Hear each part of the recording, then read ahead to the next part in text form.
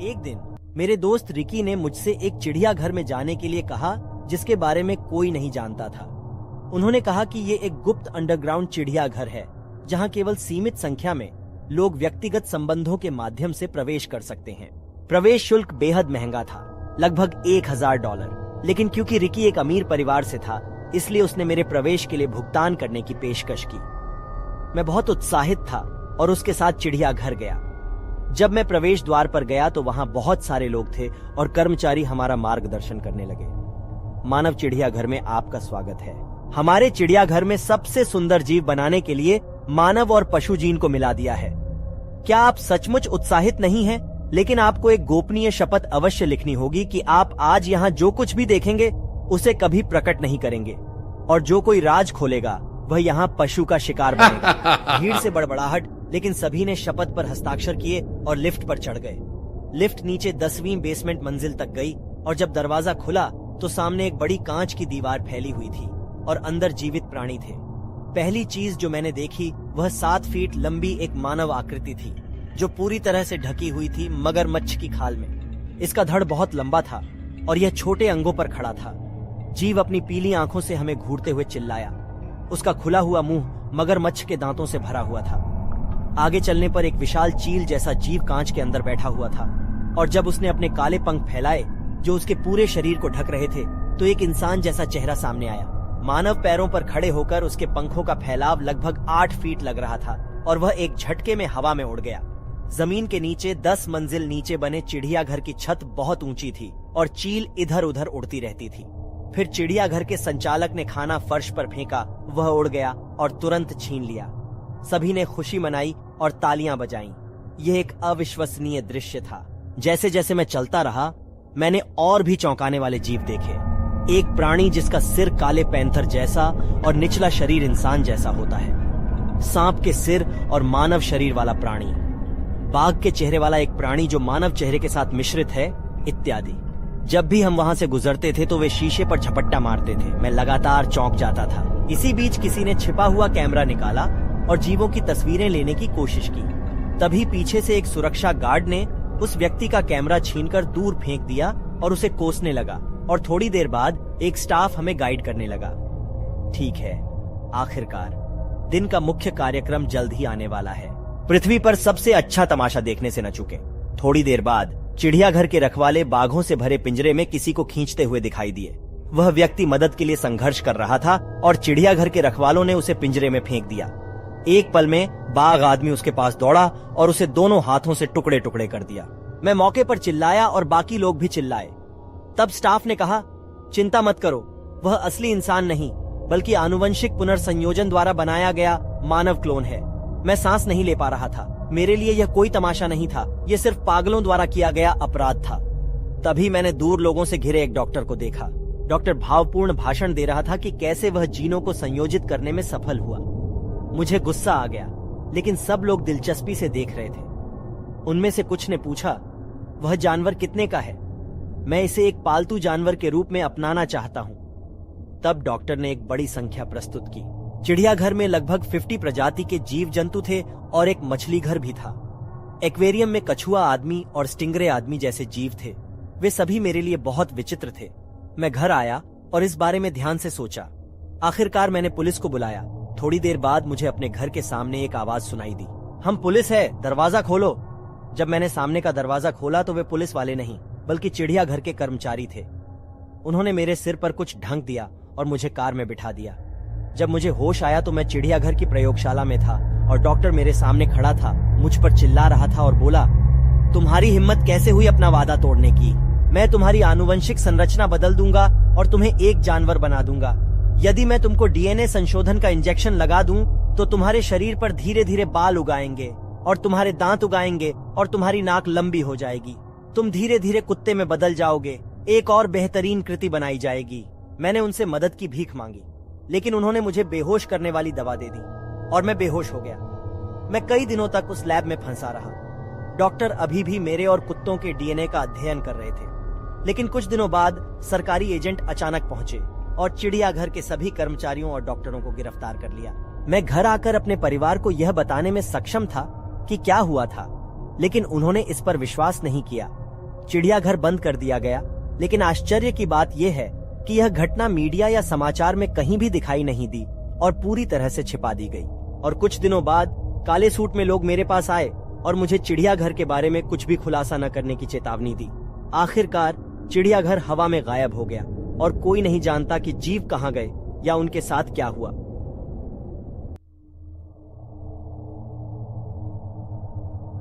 ये एक खौफनाक कहानी है जो मैंने 5 साल पहले अपने एक दोस्त के साथ कैंपिंग के दौरान अनुभव की थी। हम लगभग अज्ञात एक गहरी घाटी में गए और वहां पहुंचने के लिए हमने 10 घंटे से अधिक समय तक गाड़ी चलाई और अगले 5 घंटे तक पैदल चले। तभी हमारे सामने प्रकृति का एक शानदार दृश्य सामने आया और साफ पानी, पहाड़ों और ताजी हवा ने हमें घेर लिया। वहां देवताओं का स्वर्ग होना चाहिए। ब्रैड और मैं मछली पकड़ने लगे, लेकिन थोड़ी देर बाद मुझे एक अजीब सी आवाज सुनाई दी। पहले तो मुझे लगा कि यह कोई कीड़ा या पक्षी है और मैंने सुना उतना कि यह किसी व्यक्ति की आवाज लग रही थी। मैंने ब्रैड से कहा, क्या तुम्हें लगता है कि कोई और यहाँ आया है? ये एक ऐसी जगह है जिसे केवल मैं ही जानता हूँ। मैंने चारों ओर देखा और मुझे आश्चर्य हुआ कि घास में एक आदमी हमें घूर रहा था। चमड़े जैसी बहुत ही जर्जर चीज पहने हुए वह हमें एकटक घूर कर देख रहा था। ऐसा लग रहा था जैसे उसने अपने हाथ में किसी जानवर के कच्चे मांस जैसी कोई चीज पकड़ रखी हो। मैं चौंक गया और चिल्लाकर पूछा कि वहां कौन है, लेकिन उसने कुछ नहीं कहा और अजीब कीड़ों जैसी आवाजें निकालता रहा। हमारे रोंगटे खड़े हो गए। हमने अपना सेल फोन चालू किया और पुलिस को बुलाने के लिए तैयार हो गए। फिर वह जंगल में गायब हो गया। हमने सोचा कि क्या हमें कैंपिंग करना बंद कर देना चाहिए, लेकिन हम घर नहीं जा सके क्योंकि हम मुश्किल से यहाँ पहुंचे थे। जैसे जैसे समय बीतता गया हम इसके बारे में भूल गए, ग्रिल्ड मीट और मौज मस्ती की ओर सो गए। लेकिन उस रात जब मैं तेज आवाज में चिल्लाने की आवाज सुनकर जागा तो मुझे एहसास हुआ कि ब्रैड चिल्ला रहा था। मैं जल्दी से उसके तंबू में गया, जिस आदमी को मैंने दिन में देखा था, और कई अन्य लोग ब्रैड के हाथ पकड़ रहे थे और जोर जोर से खींच रहे थे।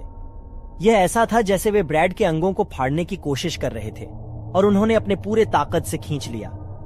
मैंने हड्डियों और शरीर को काटे जाने की आवाज सुनी। मेरा पूरा शरीर कांप रहा था और मैंने अपना सेल फोन उठाया और 100 डायल किया, लेकिन मेरी आवाज बाहर नहीं आई। मैं हांफने लगा और बड़ी मुश्किल से बोला और पुलिस को भेज दिया गया। लेकिन ऐसा लगता है कि उन्हें इसके लिए काफी वक्त लगेगा। मुझे पता था कि ब्रैड के बाद मेरी बारी है, इसलिए मैं पागलों की तरह जंगल में भाग गया।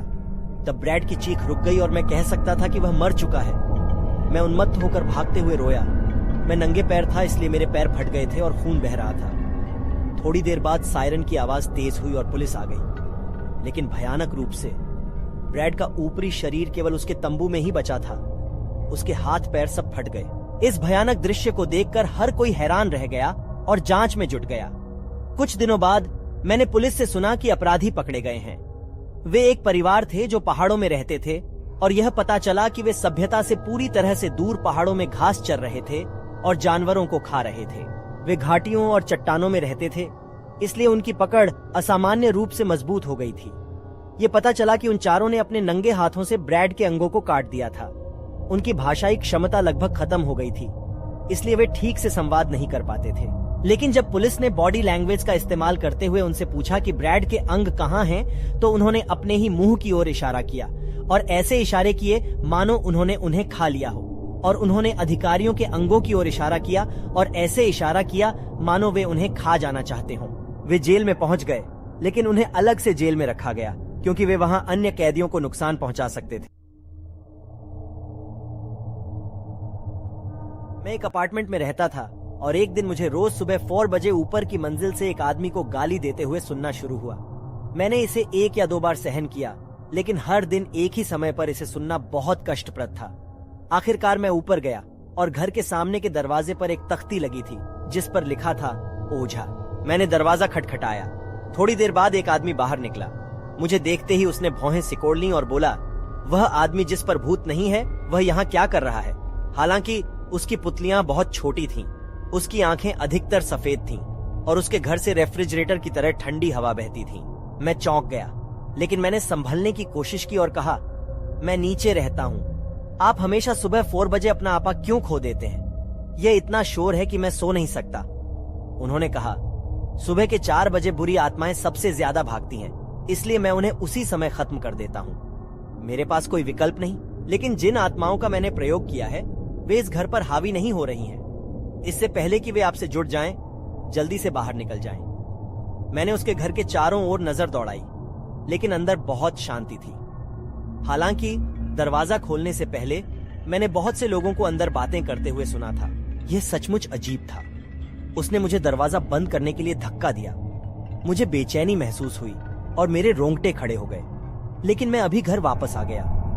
उस दिन से मैं पूरे दिन किसी को धीरे धीरे गाते हुए सुनना शुरू कर दिया। पहले तो यह धीमी आवाज थी, लेकिन आवाज तेज होती गई और मेरे कानों के करीब आती गई और मुझे ऐसा लगा जैसे मैं पागल हो रहा हूँ। परिणाम स्वरूप मैं ओझा के पास वापस गया और उसने मेरी ओर देखा, अपनी जीभ चटकाई और कहा, जैसी कि उम्मीद थी, तुम पर भूत का साया है। भूत आपके कानों में मौत का गीत गा रहा है। हालांकि मुझे उस पर विश्वास नहीं हुआ, इसलिए मैं घर वापस आ गया। लेकिन उसके बाद और भी खौफनाक घटनाएं घटने लगी। सोते समय अचानक किसी ने मेरी नाक अपने हाथ से ढक दी और मैं दम घुटने से जाग गया। लेकिन आसपास कोई नहीं था और मेरी नाक थोड़ी देर के लिए बंद हो गई थी और साफ नहीं हो पा रही थी। और एक दिन मैं गाड़ी चला रहा था और अचानक एक हाथ ने मेरा पैर दबा दिया और मैं एक्सीलेटर से अपना पैर नहीं हटा सका। कार पागलों की तरह तेज हो गई और मैं अपनी पूरी ताकत लगाकर अपना पैर निकालने में कामयाब रहा और बच गया। और एक बार जब मैं नींद से उठा और पानी पीने के लिए बाहर गया तो फर्श पर कुछ चमक रहा था, और जब मैंने लाइट जलाई तो मेरे पैरों के नीचे एक रसोई का चाकू था। क्योंकि मैं अकेला रहता हूँ, इसलिए कोई भी यहाँ चाकू नहीं छोड़ता होगा। मैंने सोचा कि अगर ऐसा ही चलता रहा तो कुछ गंभीर घटित हो जाएगा, इसलिए मैं फिर से ओझा के पास गया और दरवाजा खटखटाया। ओझा ने मेरी ओर देखा और कहा, तुम अभी मरे नहीं हो, जीवित रहने के लिए। अंततः मैंने उससे झाड़ फूंक के लिए कहा। मैं सुबह 4 बजे उसके घर गया और ओझा ने पूजा पाठ करना शुरू कर दिया।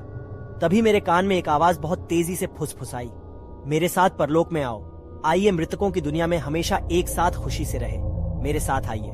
लेकिन जिस बात ने मेरे रोंगटे खड़े कर दिए वह यह थी कि जब मैंने वह आवाज सुनी तो मुझे अचानक बहुत अच्छा महसूस हुआ और मुझे जवाब मिल गया, ठीक है चलो साथ चलते हैं। तभी ओझा ने बहुत तेज आवाज में मुझे कसम दी और मेरे कान में आवाज धीरे धीरे खत्म होने लगी। भूत प्रेत भगाने का काम पूरी रात चलता रहा और मुझे पता ही नहीं चला कि सुबह हो गई। ओझा ने कहा कि उसने सभी बुरी आत्माओं को दूर कर दिया है और मुझसे कहा कि मैं वापस चला जाऊं और फिर कभी वापस ना आऊं। मैं घर वापस आया और मैंने अब भी उसे हर सुबह ऊपर से गाली देते हुए सुना, लेकिन मेरी वहां जाने की हिम्मत नहीं हुई। सौभाग्य से उसके बाद कुछ नहीं हुआ। हालांकि कभी कभी मैं किसी को अपने सामने का दरवाजा खटखटाते हुए सुनता हूं, सिवाय इसके कि बाहर कोई नहीं खड़ा होता है। एक दिन मेरे दोस्त ऑस्टिन ने मुझसे पूछा, ब्रैंडन तुम्हें क्या लगता है दुनिया की सबसे खूबसूरत चीज क्या है? मैंने एक पल के लिए सोचा और उत्तर दिया, ठीक है, फूल, प्रकृति या महिलाएं।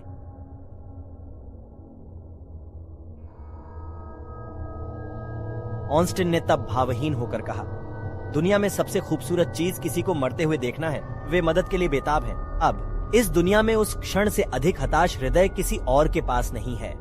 क्या यह सचमुच सुंदर नहीं है?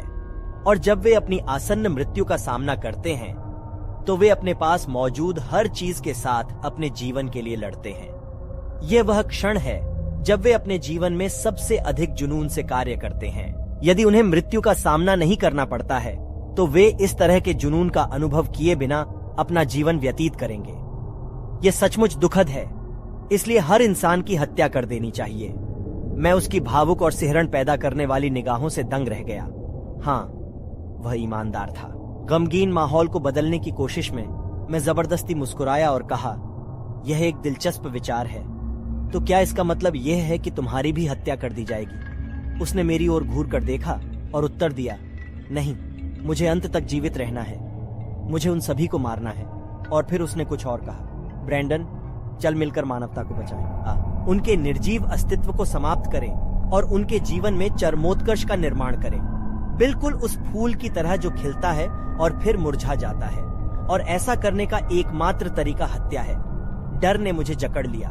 मैं मना करना चाहता था, लेकिन जब मैंने उसकी आंखों में पागलपन देखा तो मैं ऐसा करने के लिए खुद को रोक नहीं सका। अगर मैंने मना किया तो वह मुझे जरूर मार डालेगा। कुछ दिन बाद उसने मुझे एक वीडियो दिखाया। ब्रैंडन, एक नजर डालें, एक और उत्कृष्ट कृति का जन्म हुआ है। वीडियो में एक शख्स उल्टा लटका हुआ था। उसके नीचे एक बड़ा ड्रम था जो पानी से भरा हुआ था और इसे हाइड्रोक्लोरिक एसिड के रूप में लेबल किया गया था। शख्स मदद के लिए चिल्ला रहा था। ऑस्टिन ने कहा, इस व्यक्ति की आंखों में देखो, क्या आपने कभी देखी है ऐसी हताश निगाह? आज की दुनिया में लोगों की आंखें खाली हैं, मानो हर चीज उन्हें बोर करती है, लेकिन वास्तव में उन सभी की आंखें इस व्यक्ति की तरह ही उज्जवल थीं। क्या यह सचमुच सुंदर नहीं है? यही है ना? वह प्रसन्नता पूर्वक स्वर में चिल्लाया, मानो विजय की गर्जना कर रहा हो। मैं डर से कांप उठा। उसने खुशी खुशी वीडियो को बार बार दोहराया। आखिरकार वह व्यक्ति तेजाब में घुल गया और ऑस्टिन ने खुशी मनाई और तालियां बजाईं। आह, यह सचमुच उत्तम है। अंत में मैं घर गया और पुलिस को इसकी सूचना दी और उसे गिरफ्तार कर लिया गया और उसने मुझे जेल से एक पत्र भेजा। ब्रैंडन, तुम्हारी वजह से दुनिया को बचाने की मेरी योजना बर्बाद हो गई है। बस देखो, ये दुनिया नर्क बन जाएगी। तुम अपनी गलती का भार गहराई से महसूस करोगे, या फिर अब आप होश में आ सकते हैं और मेरी योजना पर अमल कर सकते हैं। तभी इस संसार को बचाया जा सकता है। उन सभी निर्जीव आंखों को मार डालो और इस दुनिया में जीवन शक्ति वापस लाओ।